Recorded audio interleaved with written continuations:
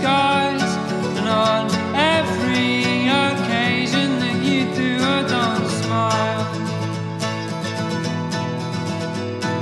Every time you... Welcome to Sensible Secondhand Classics, and once again I find myself at the wheel of a Metro. This is a 1989 Metro 1 litre Mosaic. Notice I didn't say Austin because the badge disappeared of the cars by 87, and Austin Rover itself closed in 88. So by 89 this was just a Metro.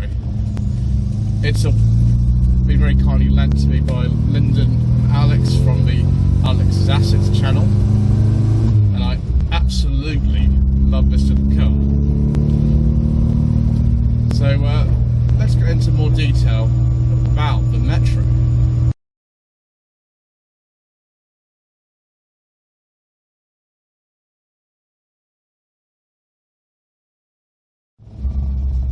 So we have had a Metro on Sensible Secondhand Classics before. In fact, that was the 4,000 subscriber special, which was a 1983 Metro 1.3 Vanden Plas. The earlier Metros known as the Mark 1s. This shape of Metro came around in 1984, the facelift of the 85 model year, and so we're actually driving two quite different derivatives in the same series. This has the 1 litre engine. In this car it develops around 47 horsepower.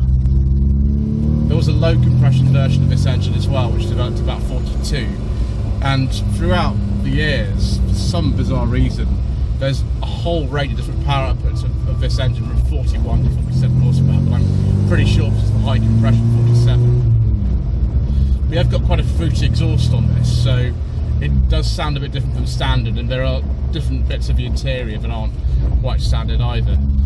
The hydro gas suspension has been pumped up a little bit, so it's not like that MGF I drove on No Budget Reviews where the hydro gas had actually collapsed. So the ride is a bit better. It's not quite as smooth as the Vanden Plas I drove, but this isn't really like a show car. This is a car that gets used every day to go to work, so you wouldn't expect it to be absolutely perfect, and it isn't.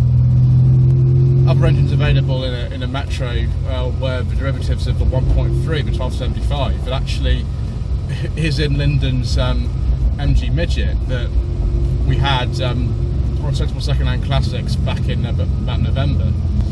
That was quite a different type of A series though, because this is the A Plus variant. It's a very late A Plus variant too.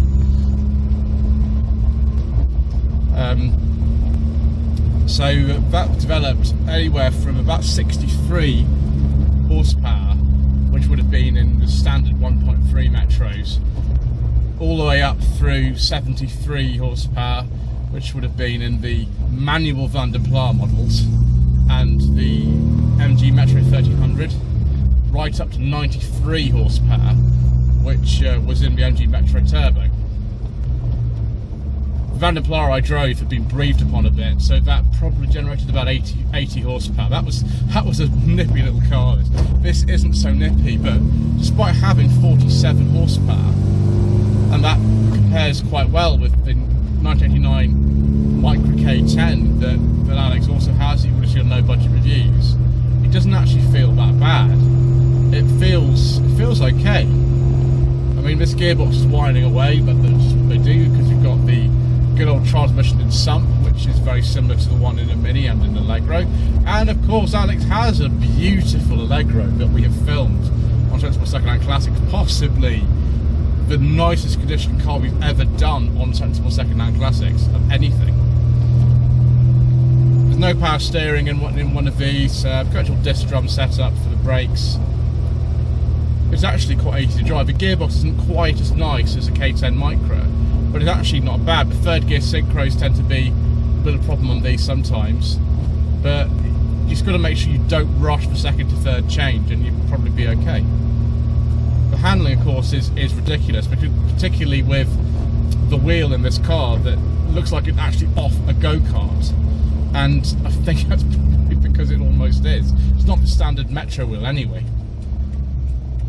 I quite like it, but that's not really a surprise, is it, viewers?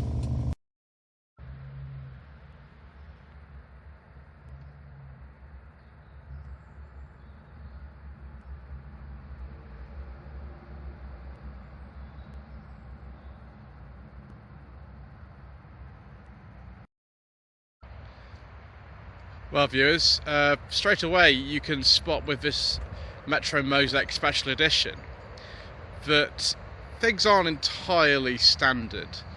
So this grille with the Austin badge should not be on this car. The Austin badge was removed on Metros in 1987, so that is off an earlier car, although the Mosaic paintwork is still there. Interesting that this is a colour-coded Special Edition. The wheels are off something. I think they're actually off a Mini or something, Mini lights, but aftermarket ones. But as you can see, they go straight on this car with no problem. Very sort of basic in the way that this car's not got a rear wiper, so I don't even know if this is based on the L or something a bit lower than that, but it's fun anyway. Let's take a look at the boot to use the key. Right, 1 second, viewers. Because this is a later 1.0 Mark II, we can actually just push that in to lift it up. We don't have to use the key. It's pretty space efficient for such a small car. No parcel shelf in this one. I think that's living somewhere else at the moment. I'm not even sure the Mosaics had one, to be honest. It could be that this is such a lowly spec you don't get one. They might have, wanted to get rid of people's perceptions of the name Austin, but that Austin Rover logo is still on these tail lights, for example. Pretty easy just to reach up and close that, so there is space for the mechanism for the rear wiper. Just this car's not got it. I presume if you really wanted a rear wash wiper, you could put one in. So a bit of sort of corrosion, and some of this has been filled and things. I mean, very typical for one of these in daily use. And they rot. Well, they rot everywhere. So there's no two bones about it. I mean, this car's been sort of treated at the front wings and things, but it doesn't matter really, does it? Get in and notice just how basic this car is. So that gear knob's off an Allegro, same transmission and everything. Those I think are aftermarket off a Mini, I believe. But these are the original seats for it. We will get in the back just because, well, we're here, so we will. Just moves forward like that. There are head restraints in this car, but it's not very luxurious. If this was a Van den Pla, then I'm sure we'd have a little bit more in the way of luxury.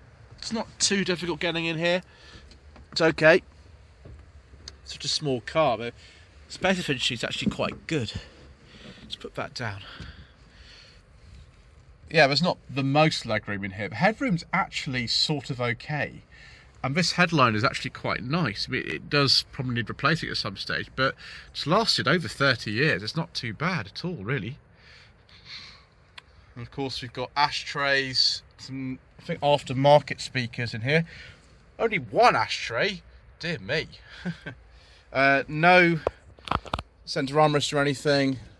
Because this is an 89 car, it has inertial rear belts, but some of the earlier Metros I'm not sure I even had anything like that at all.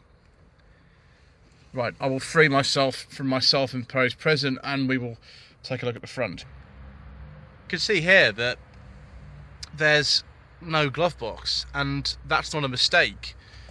A lot of Metros didn't come with them, not even sort of the Rover ones. I think the 1.1C that you would have seen on the twin cam channel, and yes, I am aware that Mr. Westby has just bought himself a Mark II Metro. He actually fitted one in himself. These things like the door handles and the locking knobs I'm so familiar with from my childhood. I don't know if these are the original models, they might be. They might be actually off a Rover Metro, I don't know. Answers in the comment section below. Just like a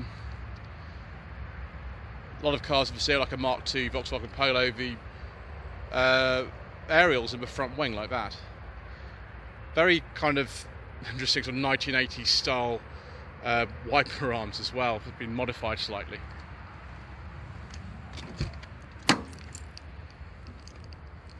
Secret mission documents will come into play a little bit later. Clunk clip. Oh, yes, for seatbelt comfort control. I remember those from back in the day.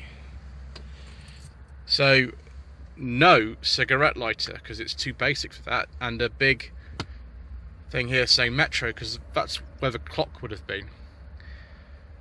The Mark II dashboard actually lasted a long time, and sort of late 84 was it came into the 85 model year. We've got blanking plates plenty here and all that sort of stuff.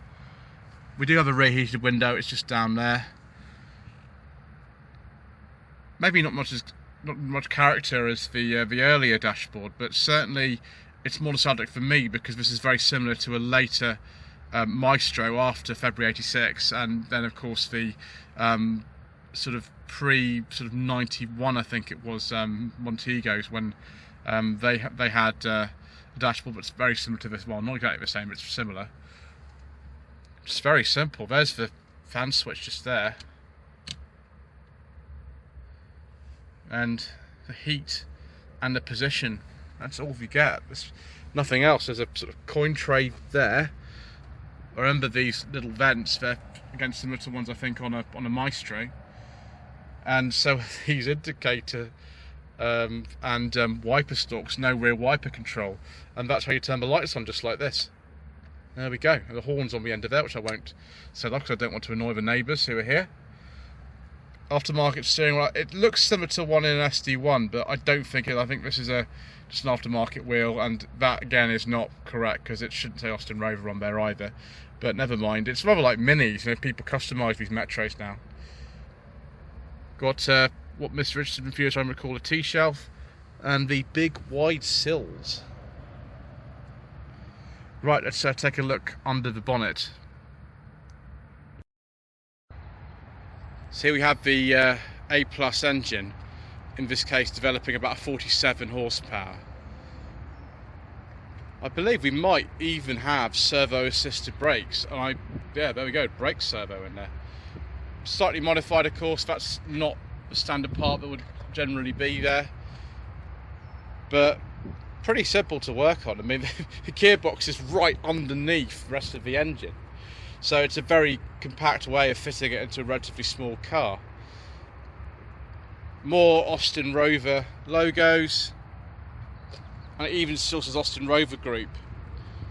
My research tells me that actually the Mosaic Special Edition was available in 1988, but I've seen loads of late 89 cars like this. This is registered November 89, so either they remained on dealers' forecourts for a long time, or the information I have is incorrect and they made them into 89 as well. Lower spec Metros than this, and there were even lower spec Metros than this Mosaic Special Edition, had smaller headlamps mounted in sort of plastic pods, and actually that's a design that went forward right the way through till about 1992 when they finally discontinued the A-series powered Metro van. It had a different name, but I'm just going to call it Metro van because I've forgotten exactly what it was called now. Anyway, let's now go for another drive because I'm having too much fun.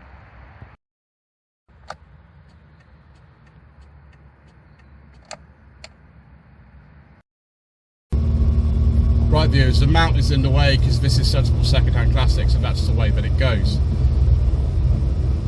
I'm really quite enjoying this Metro. I mean, I enjoyed the first one, but I hardly drove the car at all. I mean, you can actually see on that video that I drove it, and that was it. There wasn't any more.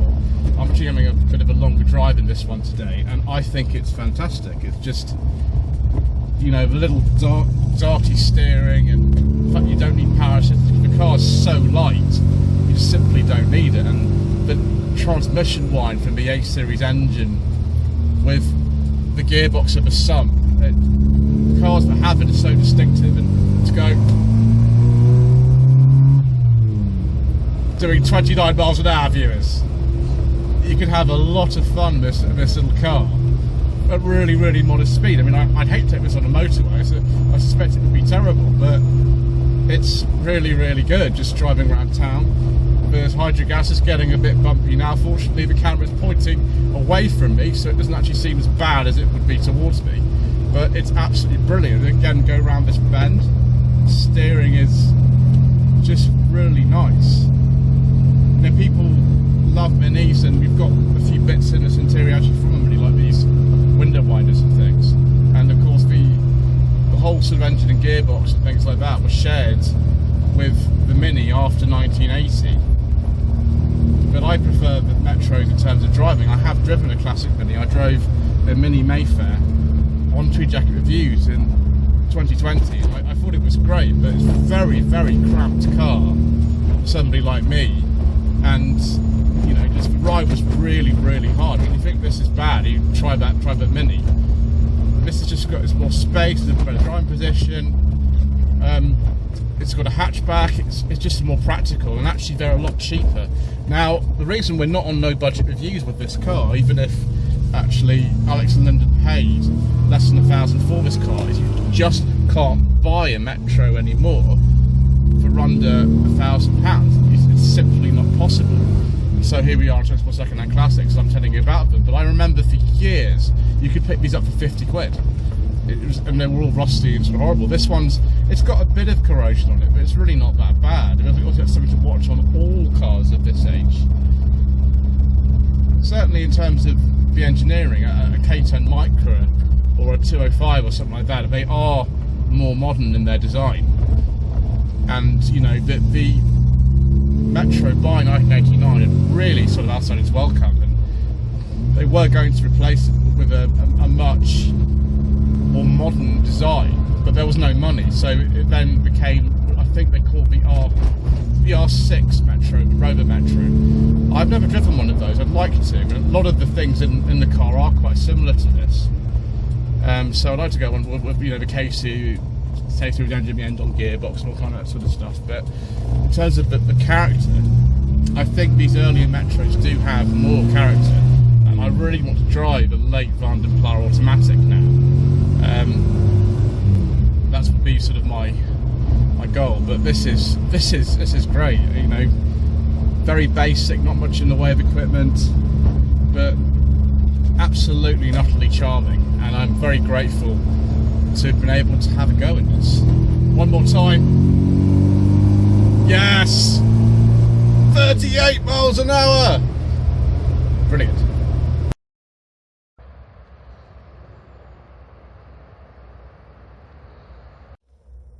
Right, viewers, as we did last time, we looked at the Metro Van den Pla owned by Steve. Let's take a look at some Metro trim levels for the Mark 1 and Mark 2. So there's the base, just called the Metro, or before I think 83, the Mini Metro. City, L, HLE, HLS, City X, Van den Pla. We love the Van den Pla, viewers.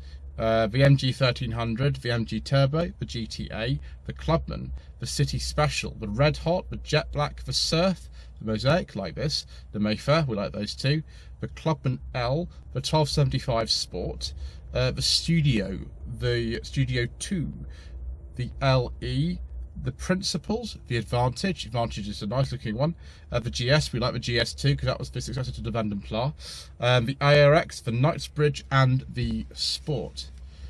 So should you consider a Mark II Metro as a sensible second-hand classic with your budget of between £1,000 and £5,000?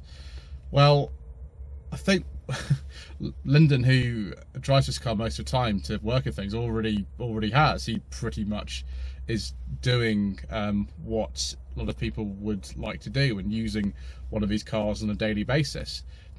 They are a bit idiosyncratic for some people. I mean, you've got to make sure the hydrogas is in good condition and, you know, it's pumped up and the spheres are operating properly and all that sort of stuff. The A-Series engine is very reliable. It's a chain cam unit. They don't tend to have too many problems. I mean, they are oil leaks and things like that, but that's not unusual. You do have to watch rust, and you know, the electrics in these cars are very old now, so that might cause a bit of an issue. But generally, you either like a car like this or you don't. I mean, I quite like these. I prefer a Van den Pla, like the one I drove last year. Don't know how many times I've said that, but I'm sure that'll be obvious to most of you. But you might think that basic Metro motoring, like Mr. Westby from Twin Cam does, is the best way to go, and I totally understand that too. Anyway, thank you ever so much indeed for watching this episode of Sensible Secondhand Classics. Thank you to Alex and Lyndon from Alex's Assets for lending me this car. Please don't forget to like this video, leave a comment below, subscribe to the channel if you haven't already done so. Also, you can join the channel and become a member if you really want to support the channel's sort of ongoing costs and things like that. Don't please feel any obligation to do so. But if you wish to, there's a join button next to the subscribe button below. Thank you.